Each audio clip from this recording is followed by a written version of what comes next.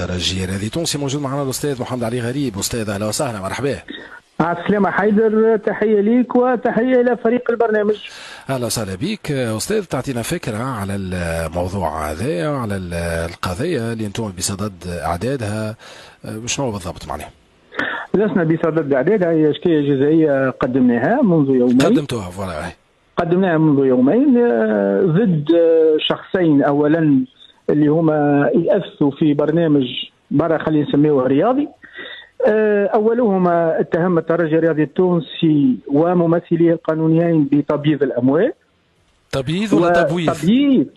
تبويض. هو قال تبويض الاموال، واعطانا حتى تفاصيل العمليه. اللي سمعته انا تبويض. اي واعطاه حتى تفاصيل العمليه، وكذلك قال لك الترجي الرياضي التونسي يهدر في المال العام. احنا نعتبر اللي تهم هذه خطيره جدا جدا، ولازم الناس تعرف انه تبييض الاموال راهو ينزل منزله الارهاب. ومن كان حاضر معه في البلاتو اكد له كلامه، والمنشط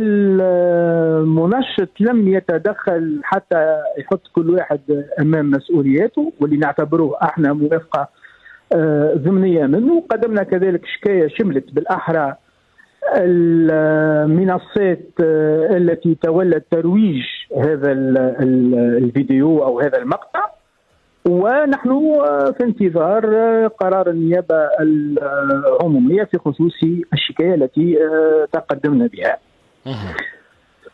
وتوا كل ما في الأمر أنه الناس هذه يلزمها تثبت الاتهام، وإلا باش تكون عرضة إلى عقوبة. وما نخبيش عليك حيدر، احنا قدمنا الشكاية بعد ما عاينا ما نعتبره من جهتنا استغراق كامل أركان جرائم على غاية من الخطورة.